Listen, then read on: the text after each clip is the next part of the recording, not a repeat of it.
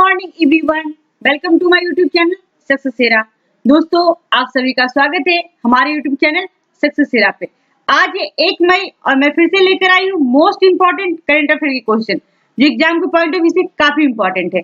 इसमें ऐसे क्वेश्चन का सिलेक्शन किया है जो बहुत ही बेहतर और बहुत ही अच्छी तरीके से डिस्क्राइब किया गया है जो आप लोग के लिए।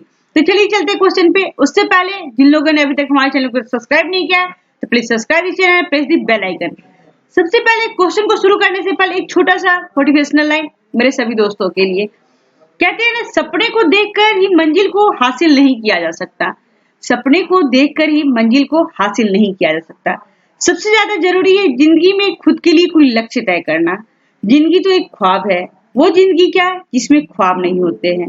वो जिंदगी ही क्या जिसमें ख्वाब नहीं होते हैं। हाथों की लकीरों को तो किस्मत न समझना। हाथों की लकीरों को किस्मत न समझना। किस्मत उनके भी होते हैं जिनके हाथें नहीं होती है। तो ये थी छोटा सा कोटेशन लाइन। अब चलते हैं क्वेश्चन पे।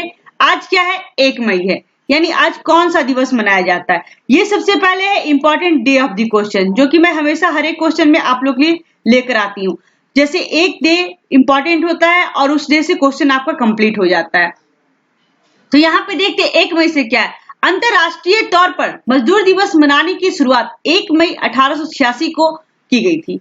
इसके बाद 1889 में अंतरराष्ट्रीय समाजवादी सम्मेलन में ऐलान किया गया कि हेमार्क नरसंहार में मारे गए निर्दोष लोगों की याद में 1 मई को अंतरराष्ट्रीय मजदूर दिवस के रूप में मनाया जाएगा। इस दिन सभी कामगारों और श्रमिकों को अवकाश रहेगा। अब देखते हैं भारत में इसकी शुरुआत कब की गई थी। ये तो अंतरराष्ट्रीय तौर पे था, अब भारत का देखते हैं क्या है। भारत में मजदूर दिवस कामकाजी लोगों के सम्मान में मनाया जाता है। भारत में लेबर किसान पार्टी ऑफ हिंदुस्तान के आजादी से पहले 1 मई 1923 को मद्रास में इसकी शुरुआत की गई थी। कब इसकी स्टार्टिंग हुई थी? तो 1923 में हुई थी। उस दिन इसे मद्रास दिवस के रूप में मनाया जाता है। इसी दौरान भारत में पहली बार लाल झंडा भी फहराया गया था। ये थी कुछ इंपॉर्टेंट चीज। और ये देखते हैं फर्स्ट वीक में जितने भी इंपॉर्टेंट मई में जो डे है मैं उसे लेकर आई हूँ। तो 1 मई को अभी हम लोगों ने पढ़ा अंतरराष्ट्रीय मजदूर दिवस। 3 मई को क्या है? विश्व प्रेस स्वतंत्रता दिवस। 5 मई को क्या है? विश्व एथलेटिक्स दिवस। 6 मई को क्या है? विश्व अस्थमा दिवस। 7 मई को क्या है? विश्व हास्य दिवस। 8 मई को क्या है? विश्व रेड क्रॉस दिवस। और 8 मई को ही क्या है? विश्व थैलीसीमिया दिवस। तो मैं ये कुछ क्वेश्चन थी important day of the question जो मैं ला के यहाँ पे रख दी, जो बहुत इंपॉर्टेंट है। तो आप इसे वीडियो देखते हुए नोट कर लेना। अब चलते हैं क्वेश्चन पे। और क्वेश्चन के बीच में कुछ ऐसे क्वेश्चन जो आप लोग के ही होंगे, बस मेरे माध्यम से होंगे और आप लोग इसका आंसर करेंगे। सबसे पहले क्वेश्चन देखते हैं फर्स्ट क्या है हमारा। बॉलीवुड अभिनेता इरफान खान का हाल ही में निधन हो गया है। वो किस बीमारी से पीड़ित थे? सिंपल सा कैंसर तो इसे सब लगा देगा, लेकिन सोचकर देखना है कि हाँ ये इंपॉर्टेंट चीज क्या है, उसके भीतर पार्ट को जानना। तो इसका राइट आंसर क्या है? Option A. ठीक है, न्यूरो एंड्रोक्राइन ट्यूमर से वो ग्रसित थे। इनके बारे में थोड़ा सा और देखते हैं। इरफान खान की इस खबर के बाद पूरे बॉलीवुड में शोक की लहर दौड़ गई। साल 2018 में इरफान खान को पता चला कि वो न्यूरो एंड्रोक्राइन ट्यूमर से पीड़ित है। इस बीमारी का इलाज के लिए इरफान खान लंदन भी गए थे और करीब साल भर इलाज कराने के बाद वो वापस लौटे थे। अभिनेता इरफान खान ने अपने इलाज के कारण काफी दिनों तक बॉलीवुड से दूर भी रहे। हालांकि लंदन से स्वस्थ होकर लौटने के बाद उन्हें बॉलीवुड में वापसी की और अंग्रेजी मीडियम की शूटिंग भी की थी। ये थी कुछ उनसे रिलेटेड इंपॉर्टेंट फैक्ट। दूसरी एक और घटना, हाल ही में 2 दिन में 2 सितारा को हमने खोया है। तो सेकंड क्या है? बॉलीवुड अभिनेता ऋषि कपूर का हाल ही में निधन हो गया। वो किस बीमारी से पीड़ित थे? तो वो कैंसर से थे। ठीक है, इनके बारे में थोड़ा सा डिटेल में जानते हैं। ऋषि कपूर, बॉलीवुड एक्टर ऋषि कपूर का 67 साल की उम्र में निधन हो गया। ये कैंसर से पीड़ित थे। इससे पहले अभिनेता इरफान खान का मुंबई के एक अस्पताल में बुधवार को निधन हो गया और ये गुरुवार को इनका हो गया है ऋषि कपूर का। ठीक है, 54 साल के थे और लंबे समय से कैंसर से पीड़ित थे इरफान खान। और ऋषि कपूर कितने थे? तो 67 साल के, यानी 67 ईयर के। इनके बारे में थोड़ा और डिटेल जानते हैं। इनका जन्म कब हुआ था? 4 सितंबर 1952 को। और इनका डेथ कब हो गया है? यानी कल 30 अप्रैल 2020 को। हिंदी फिल्मों की बहुत ही बड़ी जानी मानी हस्ती थी और अभिनेता थे। ऋषि कपूर एक भारतीय फिल्म अभिनेता, फिल्म निर्माता और निर्देशक थे। बिल्कुल, वह एक बाल कलाकार के रूप में काम कर चुके हैं। उन्होंने बॉबी फिल्म के लिए 1974 में सर्वश्रेष्ठ अभिनेता के लिए फिल्म फेयर पुरस्कार के और साथ ही 2008 में film fame life time achievement पुरस्कार सहित अन्य पुरस्कारों से सम्मानित किया जा चुका है। उन्होंने उनकी पहली फिल्म मेरा नाम जोकर में बाल कलाकार के रूप में शानदार भूमिका के लिए 1970 में राष्ट्रीय फिल्म पुरस्कार भी उन्हें जीता था। ठीक है, कब? 1970 में। उनका पहला पुरस्कार कब था? 1970 में। किस लिए था? तो मेरा नाम जोकर में बाल कलाकार के रूप में था। ठीक है, ये उनके पिताजी के द्वारा ही दिया गया था। अब चलते हैं नेक्स्ट क्वेश्चन देखते हैं। हमारा सेकंड क्वेश्चन, थर्ड क्वेश्चन क्या है? अंतरराष्ट्रीय नृत्य दिवस किस दिवस को मनाया जाता है? तो यह है ऑप्शन सी, यानी 29 अप्रैल को मनाया जाता है। अंतरराष्ट्रीय नृत्य दिवस की शुरुआत 29 अप्रैल 1982 से हुई थी। यूनेस्को के अंतरराष्ट्रीय थिएटर इंस्टीट्यूट ऑफ अंतरराष्ट्रीय डांस कमेटी ने 29 अप्रैल को नृत्य दिवस के रूप में स्थापित किया है। एक महान रिफॉर्मर जीन जॉर्ज नॉर्वे के जन्म की स्मृति में यह दिन अंतरराष्ट्रीय नृत्य दिवस के रूप में मनाया जाता है। अब चलते नेक्स्ट क्वेश्चन, क्वेश्चन नंबर 4 देखते हैं हमारा क्या है। अभी हमारा क्वेश्चन नंबर 4, एक चीज मैं बता दूं कि ये जो कोविड-19 के कारण जो परेशानियां आ रही है, तो हमने 2 दिन में 2 बॉलीवुड अभिनेता को खोया है। और ये कोविड-19 के कारण, इतनी बड़ी हस्ती के कारण सब लोग अपने घर में रोते रह गए, बिलखते रह गए और मात्र 20 से 25 लोग ही उनके दाह संस्कार में जा पाए थे। इसको मेंटेन करते हुए लॉकडाउन को, तो हम लोग भी इसका फॉलो करेंगे और इसको पालन करेंगे, क्योंकि ये ही एक ऑप्शन हमारे पास बचा हुआ है कोविड-19 महामारी से लड़ने के लिए। इससे जुड़े कुछ आपके सवाल, कुछ मैं अपनी सवाल रखूंगी। तो पहले तो कुछ क्वेश्चन को सॉल्व कर लेते हैं, उसके बाद क्वेश्चन नंबर 4 देखते क्या कह रहा है। हाल ही में किस देश के साउदर्न ट्रेडिशनल काउंसिल अलगाववादी समूह ने घोषणा की है कि वो अपने नियंत्रण वाले क्षेत्रों में स्वशासन स्थापित करेगा? तो क्या है? ऑप्शन डी, यानी यमन ने किया है। इसके बारे में देखते हैं ये क्या कह रहा है। साउदर्न ट्रेडिशनल काउंसिल ने अपनी सेनाओं को दक्षिणी बंदरगाह अदन के लिए रवाना किया है। साउदर्न ट्रेडिशनल काउंसिल सऊदी अरब के नेतृत्व वाले गठबंधन के प्रमुख समूहों में से एक है, जो हुती विद्रोहियों के खिलाफ लड़ रहा है। सऊदी अरब के नेतृत्व वाले गठबंधन ने कोविड-19 महामारी के चलते संयुक्त राष्ट्र की पहल पर एक तरफ से युद्ध विराम की घोषणा की थी तथा उसे पुनः 1 महीने के लिए बढ़ा दिया गया, लेकिन हुती विद्रोहियों ने इस बात को स्वीकार नहीं किया और हिंसा जारी कर दी है। ठीक है, अब चलते हैं यहाँ पे देखते हैं नेक्स्ट क्वेश्चन हमारा क्या है।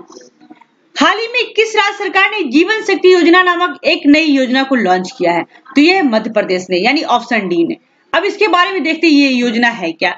मध्य प्रदेश के मुख्यमंत्री जीवन शक्ति योजना नामक एक नई योजना को लॉन्च किया है। इस योजना का उद्देश्य है कि शहरी महिलाओं को मास्क बनाने के लिए प्रोत्साहित करना और उनकी आजीविका बनाए रखने के लिए उन्हें वित्तीय सहायता प्रदान करना। ये बहुत ही अच्छी बात है कि जो लोग घर में अभी है, जिनकी जो मोस्ट इनकम जो अभी बंद हो चुकी है, जो भी वर्कर है, तो ये बहुत ही बेनिफिट होगा और बहुत ही अच्छी चीज है। हर एक गवर्नमेंट अपने स्टेट के लोगों के लिए बहुत तरह तरह की योजना लाते हैं, जिनसे उनका लाभ हो सके, उनका वो फायदा उठा सके। मध्य प्रदेश के मुख्यमंत्री ने बताया कि मास्क बनाने की इच्छुक महिलाओं को उनके टेलीफोन अथवा मोबाइल फोन के माध्यम से कॉल सेंटर नंबर पे कॉल करके अपना रजिस्ट्रेशन कराना होगा। बिल्कुल, ये नंबर है 075527000800, तो उस पर रजिस्ट्रेशन करवाना होगा। पंजीयन के बाद उन्हें मोबाइल पर ही मास्क बनाने का ऑर्डर मिल जाएगा। ये बहुत ही अच्छी है, घर बैठे छोटी सी योजना को शुरू करके बहुत अच्छे तरीके से आप बेहतरीन तरीके से अपने करियर को बना सकते हैं। अब देखते हैं नेक्स्ट क्वेश्चन हमारा क्या है। क्वेश्चन नंबर 6, केंद्रीय स्वास्थ्य मंत्री डॉक्टर हर्षवर्धन ने हाल ही में कहा है कि कोरोना वायरस संक्रमण की जांच के लिए त्वरित परीक्षण किट का भारत में ही किस महीने के अंत तक निर्माण शुरू हो जाएगा? तो ये ऑप्शन सी, यानी मई 2020 तक। केंद्रीय स्वास्थ्य मंत्री डॉक्टर हर्षवर्धन ने बैठक के बाद जानकारी देते हुए कहा कि इसी साल देश में कोरोना संक्रमण का परीक्षण क्षमता 1 लाख प्रतिदिन तक पहुंचाने के लक्ष्य को भी पूरा किया जाएगा। मंत्रालय द्वारा जारी बयान में के मुताबिक डॉक्टर हर्षवर्धन ने इस दिशा में वैज्ञानिकों के प्रयासों को सराहना देते हुए कहा है कि देश में आगामी मई तक स्वदेशी तकनीकी पर आधारित त्वरित परीक्षण एंटीबॉडी किट का और आरटीपीसी किट का निर्माण शुरू हो जाएगा। ये बहुत अच्छी चीज है, क्योंकि हमारे देश में लगभग टेस्ट 5 लाख से ज्यादा हो चुके हैं और पॉजिटिव मरीज लगभग 33,000 से अधिक पाए गए हैं। और 24 घंटे में लगभग पॉजिटिव कितने मामले आए हैं? तो ये मतलब कहते हैं 1718 लोग पॉजिटिव आए हैं कोरोना से 24 घंटे में। ये कल की रिपोर्ट है और ये बीबीसी की रिपोर्ट है। और कितने लोग ठीक हुए तो 630 लोग ठीक हुए हैं और 33,000 से ज्यादा इसमें पॉजिटिव पाए गए हैं। थोड़ा सा और देखते हैं।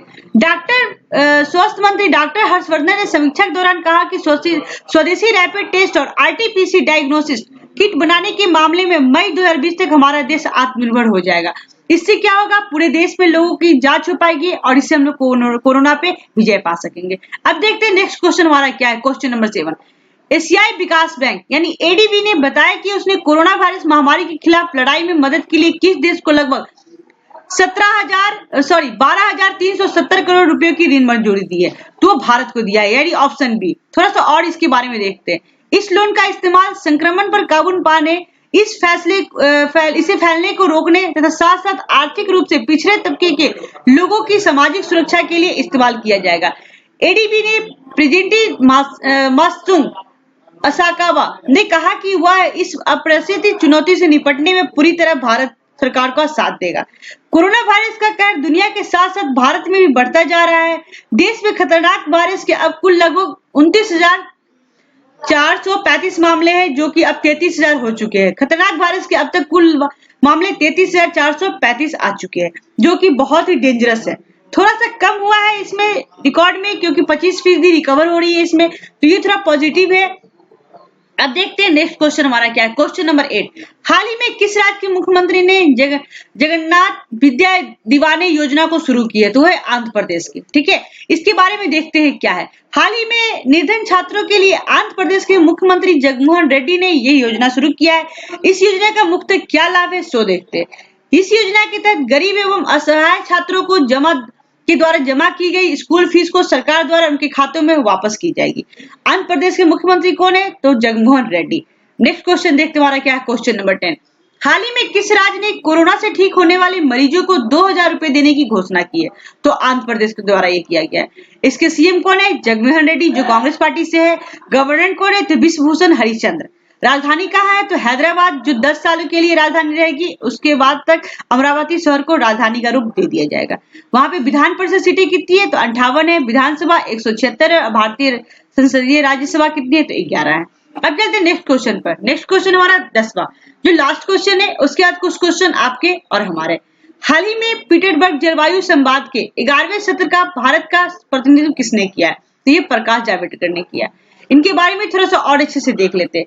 हाल ही में पीटर्सबर्ग जलवायु संवाद के 11वां सत्र जर्मनी में आयोजित किया गया है।